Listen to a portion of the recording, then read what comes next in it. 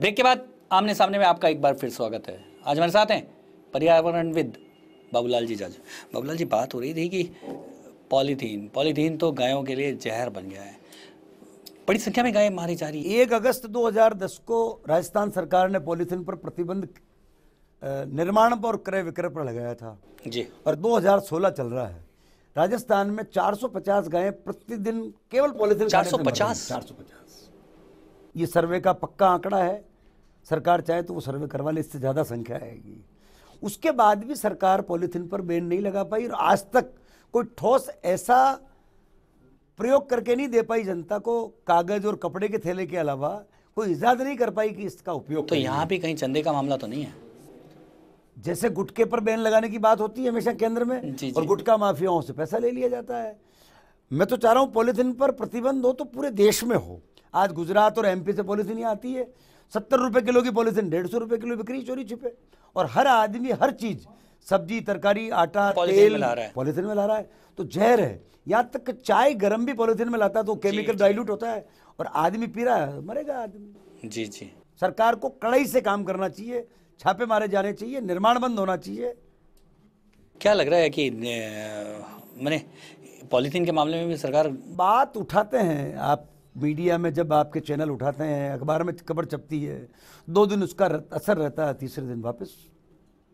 अनिल जी, लेकिन एक बात है, क्योंकि आप तो बहुत लंबे समय से पर्यावरण के मसले उठा रहे हैं, जीव जंतु हत्याओं के खिलाफ आवाज़ उठा रहे हैं। सबको मालूम है कि टोंक में जो ऊँट की बलि के मामले को किस तरह से आपने लड़ाई लड़ी और ऊँट की बलि बंद हुई।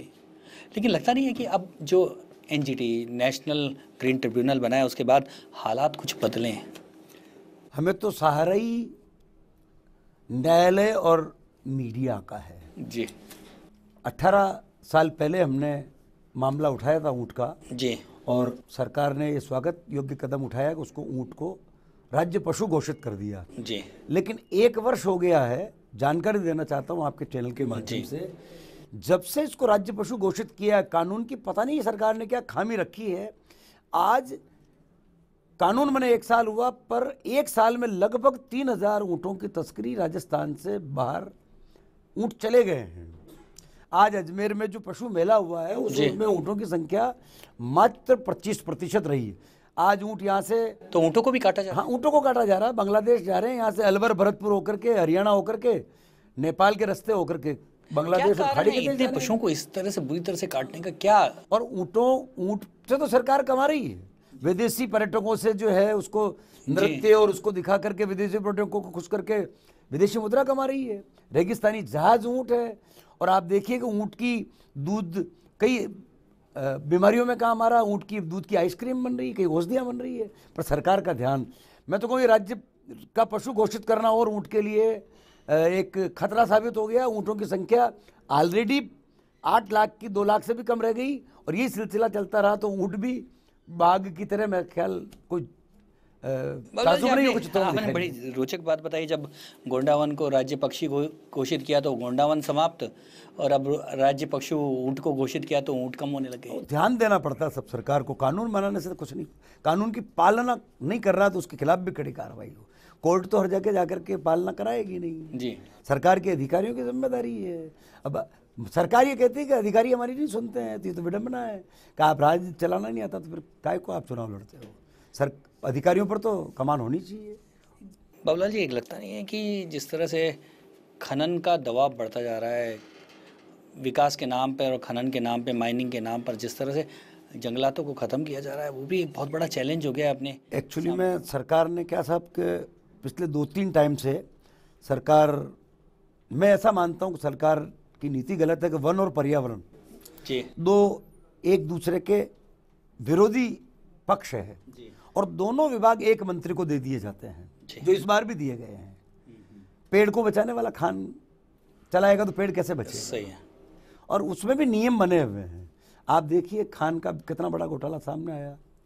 आज अरावली में खाने चल रही है और अलवर कामा के वहाँ तो बिल्कुल सारे पुलिस प्रशासन, एमएलए सब मिलके अवैध में लगे। वहाँ के अधिकारी जो तैनात होते हैं उन लोगों को फोन आते हैं कि साहब कहीं कैसे भी करके हमारे यहाँ से बदली करा दो। वहाँ तो जान मुट्ठी में लेकर के वो लोग काम करते हैं जी। और एक खनन माफियाओं का एक ऐसा बना हुआ है। आज देखिए आप राजस्थान की सारी नदियों के प्राण निकाल दिए, रेत माफिया पनप गए, और आज रेत इंदौर, बंबई, दिल्ली, पता नहीं कहाँ कहाँ रेत का व्यापार हो गया। रेत निर्माण कोई मशीन से नहीं होता है जी, वो तो नदियों का। अगर नदी बहेगी और पहाड़ छोटे मोटे टुकड़े आकर के बह के जाएंगे तो नदी के कण बनेंगे जी, और 3 मीटर खोदने का प्रावधान है, तो ऐसी मशीनें लग रही है कि 20-20 फीट गड्ढे कर दिए, नीचे चट्टानें आ गई जी, तो नदियों का बर्बाद करने का काम भी सही है, उसका बहुत बेड ही जोर खत्म शोर से हो हो गया, रहा है। नदी का और बेड यही ही। स्थिति सारी खानों की है। सृष्टि करोड़ों करोड़ वर्ष से बनी है, पर्यावरण प्रकृति को बचाने के लिए हमें काम करना चाहिए। हमको जो ये 50, 60, 70 साल की जिंदगी मिली, इसमें हम पूरी जो है वो सारा गड़े हुए शोषण करे धन जा को रहे खोद करके हम खा पीना चाहते हैं पीछे वालों के लिए, सिवाय विनाश की एक लीला, एक बहुत बड़ा जो है विनाश का बड़ा पहाड़ खड़ा करना चाहते हैं, जिसको कहेंगे अनचाहा विकास। तो ये क्या जो चीज़ आप देख पा रहे हैं या बाकी लोग देख पा रहे हैं, ये क्यों नहीं देख पा रहे राजनेता और अफसर? नहीं, राजनेताओं को तो पर्यावरण और प्रकृति से दुश्मनी अगर है। लेना देना होता तो मैं सोचता हूँ ये विकराल स्थितियाँ नहीं बनती। आज तापमान बढ़ गया, आप सर्दी देखिए, दिन में कितनी गर्मी, सुबह शाम कितनी ठंड, कितने लोग बीमार हो रहे हैं। ये जो ऋतु परिवर्तन हुआ है, बारिश समय पर नहीं हो रही है, या सारी ऋतु में परिवर्तन हो गई, इसका मुख्य कारण क्या है? उसका मुख्य कारण ये कि जंगल साफ हो गए। सघनता जो 0.8 थी जी, वो 0.3 रह गई। अच्छा, जंगल 6000 वर्ग मीटर कम हो गए। अफसरों की संख्या बढ़ गई। आदमी, बड़ा अफसर कंप्यूटर पे बैठ करके और एसी रूम में बैठ करके जंगल बचा सकता है क्या? जंगल को बचाने के लिए जंगल में जाना पड़ेगा। और इसलिए पानी की समस्या हमारे सामने बड़ी खड़ी है। पेड़ नहीं होंगे तो पानी नहीं होगा। ये तो बहुत सीधी सी गणित है। जहाँ पेड़ ज्यादा होंगे वहाँ बादल गरजेंगे, वहीं बरसेंगे जहाँ पेड़ होगा। अब मुख्यमंत्री ने जल स्वावलंबन शुरू किया है, तो क्या ये लगता है जल कि स्वावलंबन योजना की शुरुआत जो है, इस साल बारिश कम हुई है तो अब इनको याद आ रहा है कि पानी पीने के पेयजल समस्या के भी लाले पड़ रहे हैं। तो सरकार ने बरसों से नियम बना रखा वाटर हार्वेस्टिंग का, यानी अब आपको और हमको, प्रत्येक नागरिक का कर्तव्य है कि वर्षा के पानी को जितना हो सके बचाएं। जैसे मारवाड़ में टांकों में पानी डाला जाता था, जी जी, तो ये तो बहुत पुरानी योजना, हमारी परंपरा है, उसको हम भूल गए। सरकार ने अरबों रुपया, राजस्थान सरकार ने टांके बना करके सरकारी बिल्डिंगों का पानी डालने के लिए टांके बना दिए, पर उनका पाइप आज तक उसमें नहीं जाता है। कहीं सिस्टम टूट रहा है तो कहीं क्या हो रहा है, ये अनदेखी है सरकार की। एक बाघ को एक हफ्ते में एक बड़ा जानवर खाने के लिए चाहिए। अगर ये बैलेंस बना रहता, अगर 600 बाघ थे तो बाघों की संख्या तो 600 की घट करके 60 हो गई जी, और जनसंख्या जो इंसानों की 1.25 करोड़ थी उसकी 7 करोड़ हो गई। जी, तो ये उल्टा जो चक्र चला ना, इसने इम्बैलेंस कर दिया। अरे तो आपको नीलगाय ज्यादा नजर आती है, ज्यादा नहीं है। जी जी, सवाल आपने बाघ समाप्त कर दिया। जो उनको बैलेंस कर, वो गेहूं की रोटी बाजरे की रोटी थोड़ी खाएगा, उसको तो वही चाहिए। हल्ला मच जाता है, भाई आप दखल क्यों करते हो? मानव की दखल अंदाजी, रणथंभोर। और आजकल तो जो बाघों का जो शिकार है, बाघों का जो भोजन है, वो तो सलमान जैसे लोग वो शिकार कर रहे हैं। आप सलमान खान का मामला देखिए ना, सन 1998 में चिंकारे का शिकार किया था अवैध बंदूक से। अभी जो बॉम्बे का एक्सीडेंट वाला जो अब केस है, अब 5 साल की जिसको सजा हो चुकी थी, कोर्ट ने जब ये सिद्ध कर दिया, उसके बाद पता नहीं क्यों कोर्ट के मामले में बोलता नहीं कोई भी। कोई ताजुब नहीं कि हिरणों वाले मामले में भी आ जाए कि भाई अब उसकी भी सुनवाई चल रही है, कोर्ट ने तो 5 साल निचली अदालत ने सजा दे ही दी है।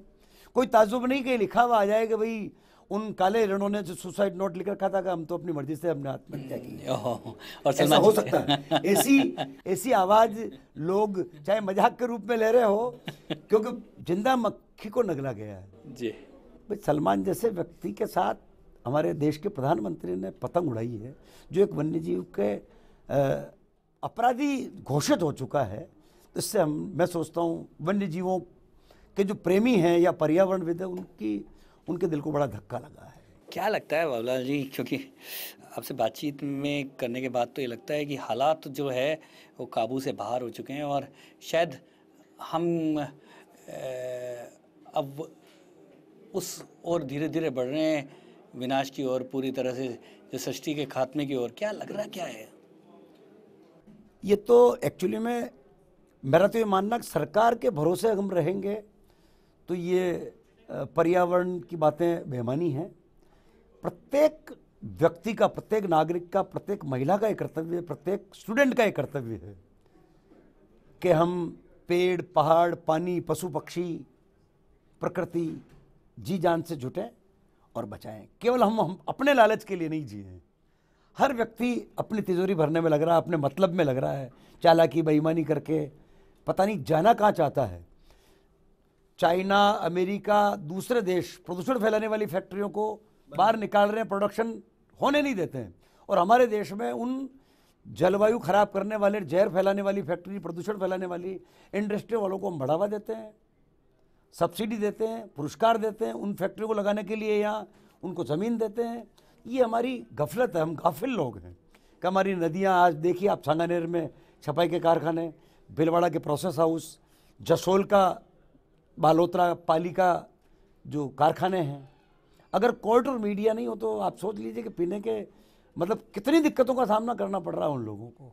तो समय रहते अगर नहीं संभले तो स्थितियाँ बड़ी विकराल स्थिति पहुंच जाएगी, और प्रकृति के बिना इंसान जो सोच रहा है कि मैं जी लूँगा, ये उसकी गलतफहमी है। इसे नज़रअंदाज जो कर रहा है, ये बहुत बड़ी कीमत इंसान को चुकानी पड़ेगी। केवल सरकार के भरोसे नहीं रहे, सरकार तो केवल और केवल वोटों के लिए काम करती है। सरकार को भी अपने आप में सुधार लाना चाहिए, लेकिन जनता को जागरूक जरूर, जनता को जागरूक। विश्व का कल्याण सोचने वाली हमारी ये संस्कृति, हमारे यहाँ के लोग आखिर में इतने कितने स्वार्थी हो गए कि प्रकृति के साथ ही युद्ध छेड़ दिया, प्रकृति के विनाश में लग गए, जल जंगल जमीन जल सब कुछ नष्ट करने में लग गए। बाबूलाल जी जाजू ने यही सवाल उठाया है, और हम सबके सामने एक बड़ी चुनौती है। हम प्रकृति के साथ जुड़कर अपने सह अस्तित्व को ढूंढें, प्रकृति से लड़कर हम अपने अस्तित्व को ख़त्म कर लेंगे। अगले हफ्ते फिर मिलेंगे एक और हस्ती के साथ। नमस्कार।